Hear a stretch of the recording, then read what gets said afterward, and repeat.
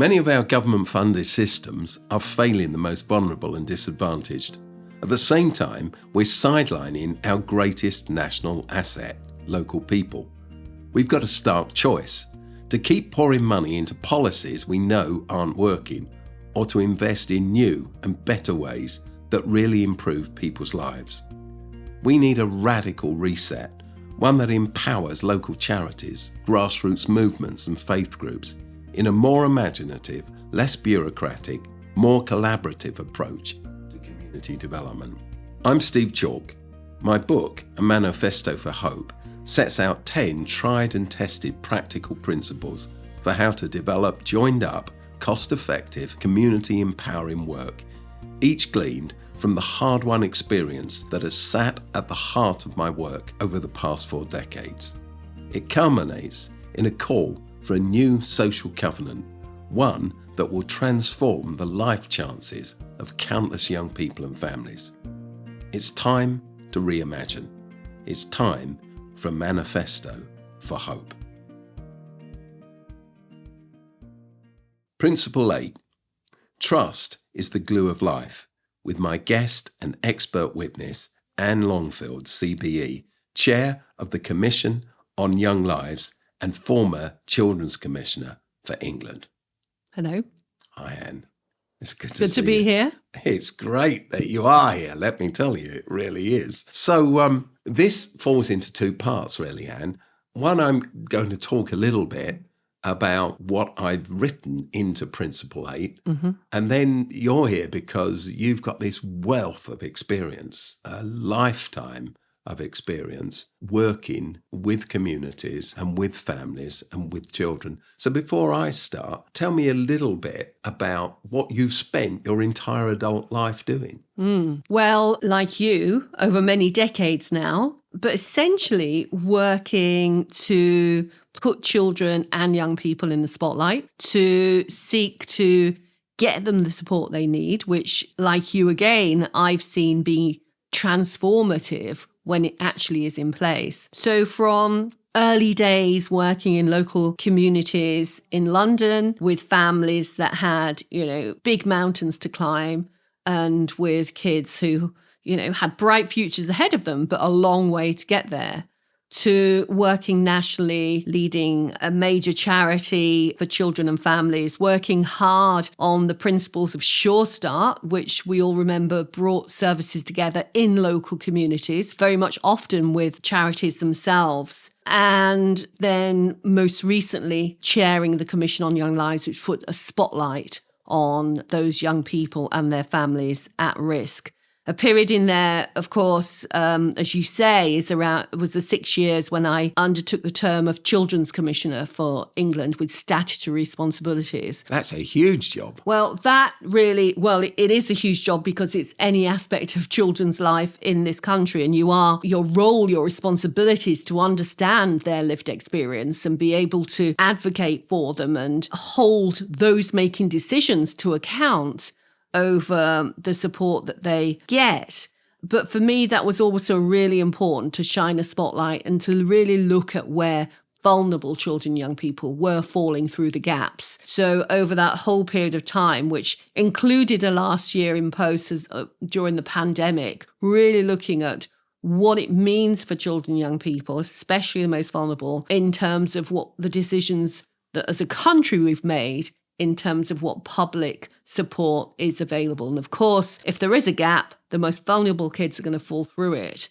And at the moment, we know there are many, many thousands, hundreds of thousands of young people whose whole potential life chances have been severely curtailed because they just don't have those springboards in place that would enable them to fly. Well, I'm going to ask you lots more about that. But first, Anne, a little bit from Principle 8 of my book. Trust is the glue of life. So Anne, I heard this story years and years ago, and it's about a farming family.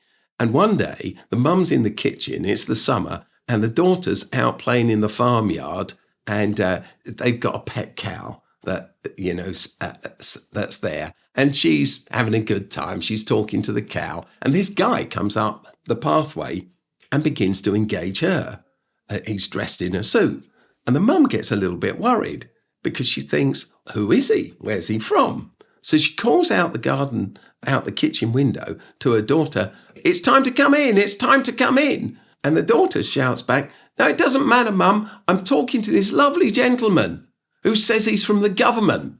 And the mum shouts back, in that case, come in and bring the cow in with you.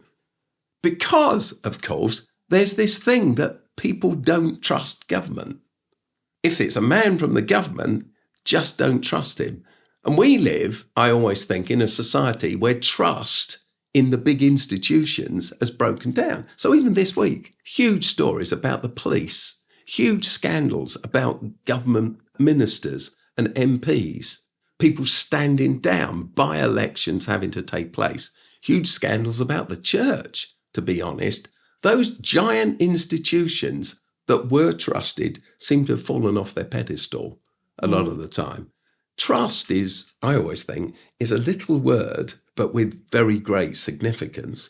And distrust, which breaks trust down and breaks out in society so easily, is a really expensive thing at every level of life, personally, but community-wise and as a whole society. Because society is, in the end, just a web of relationships. And trust. And trust that create trust. And all of these cover-ups and scandals and reports that reveal that somebody's been cheating and the money's gone here and not there, they erode and destroy all of this. I always think, I don't know about you, Anne, but I think that trust, I've always felt this through the work I've done, trust is like money in the bank.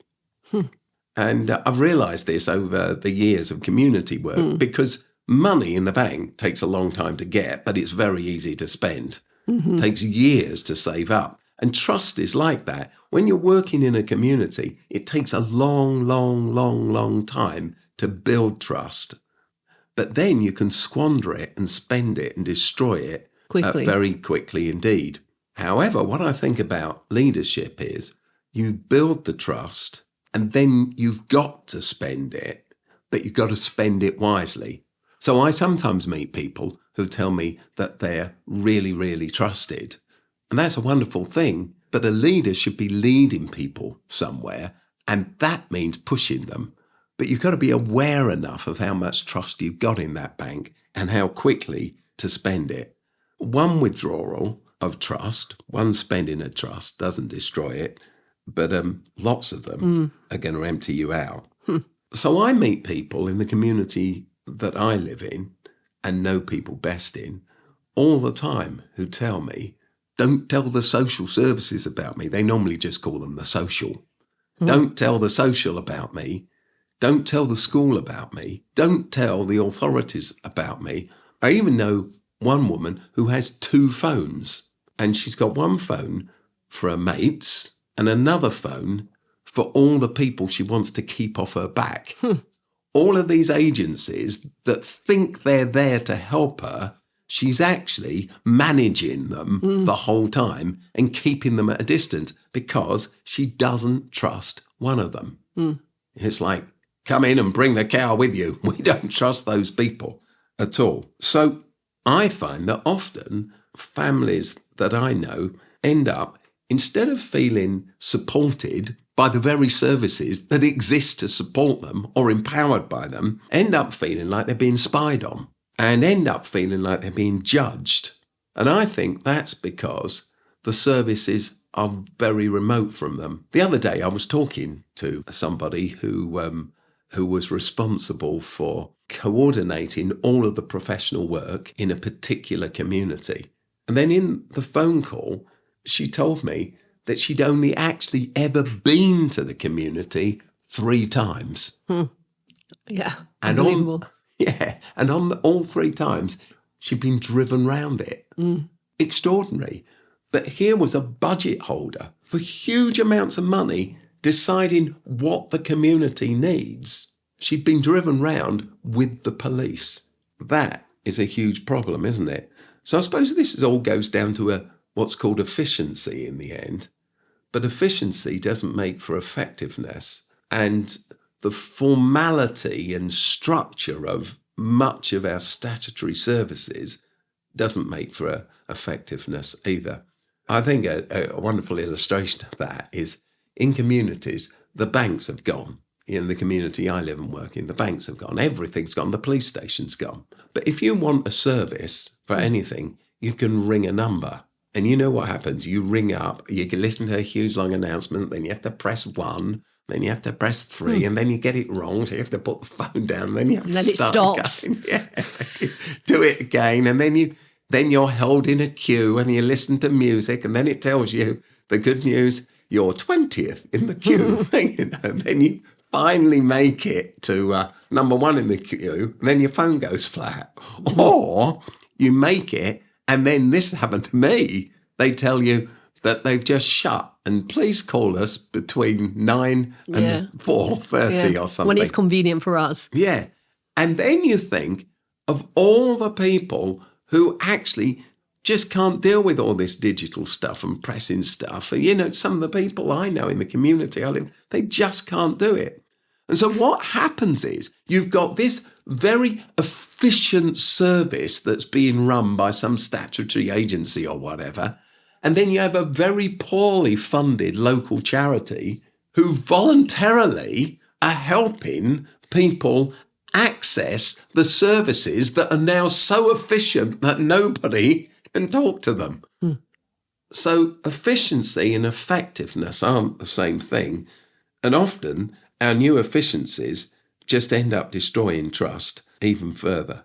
I think that very often people who are working in communities, they have a lack of trust for statutory agencies because they just don't feel that the statutory agencies see them, hear them, understand them. This very morning, I've been on a long call with somebody who lives on a big housing estate in South London, which has huge social and mobility issues and gang issues with young people, etc., who just feels there is no one who will listen and has been through endless rounds of negotiation with the local council and, delegations from this group and that group, but nothing changes. Yeah. And they were just saying to me, I know huge swathes of money are spent, but it's exactly the same as it always was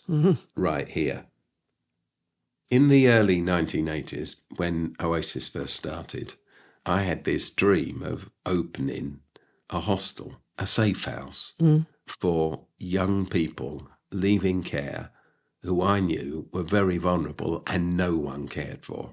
And so I went to see a local authority, again in South London, and I sat down and I talked to the head of housing. And he was incredibly dismissive. I mean, I felt buoyant walking into that council house. Less so after. Less so, totally crushed. He basically told me that I didn't know a thing about what I was talking about, and that we, what would become Oasis, it was just me at the time, would actually, he said, you will open a safe house in our area over my dead body.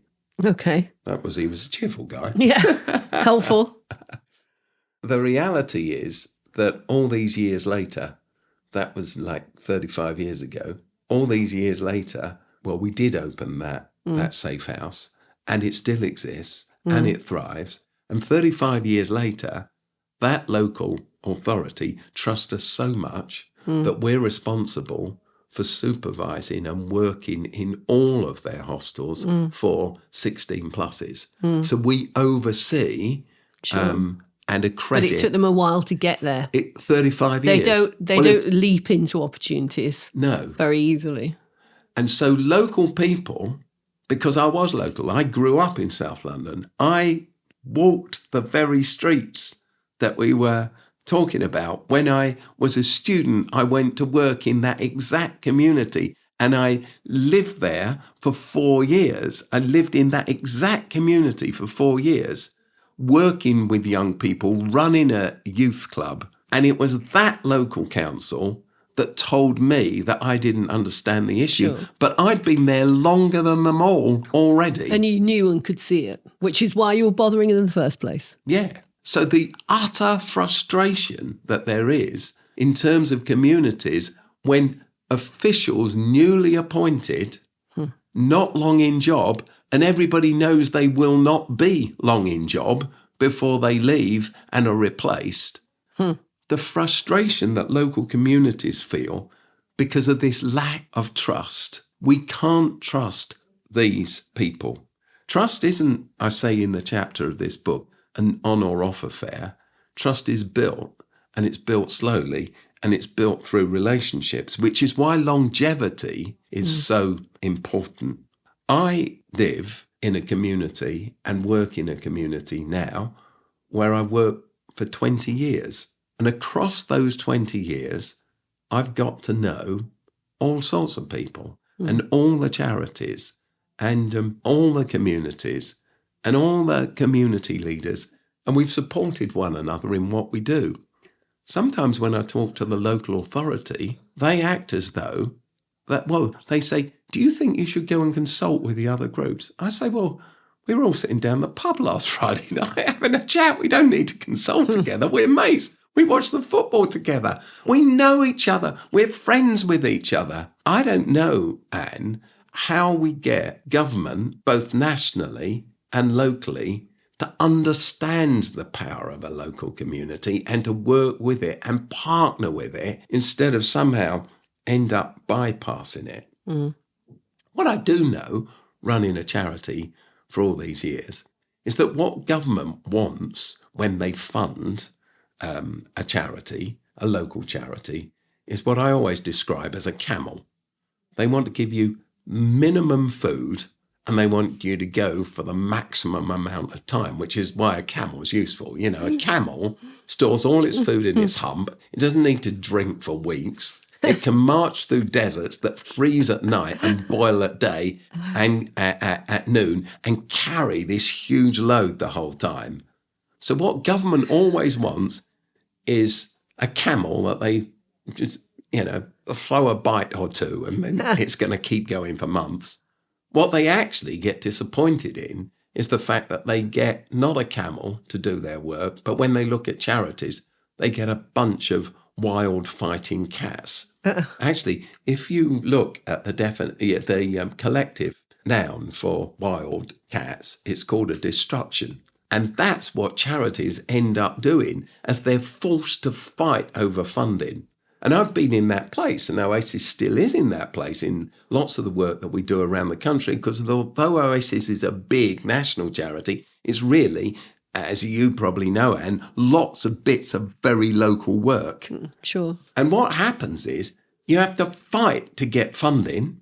So then you employ someone, then you train someone, you equip them for the task, then they build relationships, and then that funding pot fails, and then they're made redundant, the community's disappointed, the charity has to scale back, you lose all of that influence and all of that resource and all of that expertise. And then some other charity comes and does it for a while, and then it happens to them. And then you get another funding pot and you step up. So you're always scaling up or scaling down, scaling back, because of this poor relationship. And that's why charities end up behaving like fighting cats instead of a steady camel, because they're always fighting for survival. And it's a very wasteful method of running society, isn't it? You think about the huge resource and experience that's constantly lost and the trust that's destroyed because there's no continuity.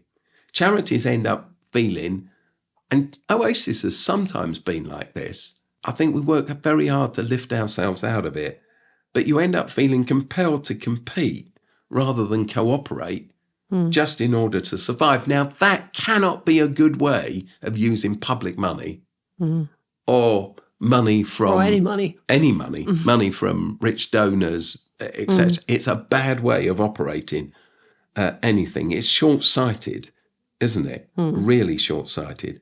So it strikes me that what we need is a more effective cycle, and that has to be built through trusting relationships. But with government and civil service swapping seats and changing all of the time, and one policy being replaced by the next and another, because of this short cycle of government, that's really very hard to achieve. A few years ago, a local authority contacted me and they asked me to go see them. And we sat down and we talked about a really poor community, and they asked Oasis to work with them. And we had various meetings about this. They came to see work we were doing in other parts of the country. And eventually they agreed they did want to work with us. And then they said, so we'd like to give you a salary for a year to employ a community development worker. And I said to them, well, you can't. It won't work. They said, why not? I said, because anybody who's a serious community development worker will never come and do something for a year. Because every serious community development worker knows it's all about trust. And what you do is you build trust slowly. In actual fact, I said, if you're employing someone for a year, you'll only get someone who doesn't understand the basic principles of this in the first place, so Oasis wouldn't employ them, so it'd never take off. But if you did get someone, they'd spend the first 6 months talking to people, the community, and building trust about what they needed, and the next 6 months planning their next job when they have to leave and where they're going to go and live. I said, so you've got to begin by funding this for at least 3 years. Oh, no, we can't do that, they said. It's impossible. We really can't do that. We really can't do that. The project never took off because this collection of statutory services gathered around didn't understand enough about community to know that you've got to take a longitudinal approach in order to build trust. Instead, they asked us to start a Pilates class. I asked, why? Because they said we could do that in a year. They said, because we know that there's a huge level of obesity in this community. So if you start Pilates, they'll all come and we'll solve that. Well, in actual fact, of course, if you start a Pilates class and you're not known, no one's going to show up. And even if they do come for a few weeks, it's going to end and you're going to leave. Whereas if you put a community development worker in there, rather than a service delivery person for a short space of time to deliver a particular thing, a community development person may in the end start a Pilates class, but then notice the person who's not there on 1 week, and they go visit them, and they find out that it's because their child's off school sick, or because their mother's got cancer, and they'll arrange the meals for that family. So it's a means to an end, not just a service in itself. They will build community. I think the last thing I'd say, and it's something I say in the chapter, is that Oasis, I think, in England, we work in something over 40 local communities. And the truth is, I don't like this one bit, but it is true and I accept it. If we work in 40 communities, in 39 of them, I'm a bloke who rocks up, sometimes in a suit because I have to, but I'm a bloke who rocks up and I'm from Oasis. I could be from the government. We all look the same. Government workers, local government workers, statutory service workers, people like me. We come and we have conversations. Out of all the communities we work in, there's only one community where it's different to that. And it's the community I live in, where the fact that I founded Oasis, well, they know about that and all the rest of it. But I am the person that I am. They know me because I shop on the same high street. They know me because I sit in the same pub. They know me because they bump into me on the street corner. They know me because I go to the same park. They see me on Saturday morning running rather slowly round the community, very slowly because I stop and talk to everybody. It must take you a long time to finish your 3K. It makes it a lot easier. In one community, I'm known and I'm a person and my family are known. My wife's known. In all the other communities, I'm seen as a professional. Now, of course, we need professional statutory services, but in order to build trust, you need to be known. You need to live there. When I first came to work here, which was 20 years ago, there was a little old lady. We'd been given a building, and I wanted to make some changes to the building, and she'd been part of the community for a long time. And she came to see me. Her name's Joyce. And she sat down with me and she said, "I've heard about all your ideas." And she spoke to me in this really aggressive tone. And she said, "So I've got one question for you." And she spat this out. She said, "When are you leaving?" And I read her completely wrongly. So as I realise now, so I barked back at her, "Never. I'm not leaving at all. I'm going to stay here." And then she calmed down completely. Yeah. Well, she tested you for what she thought was going to happen. You'd passed the test, so you were worth the chat. And she simply said, "Well, that's all right. If you're staying, it's okay. You can do to this building what you choose." And I realised she's lived her whole life in this community. She's had a string of people who've turned up with smart plans, short-term funding, great strategies, who've spouted them just before leaving. Trust is the glue that makes life work, but trust grows like money in the bank, slowly. Very good.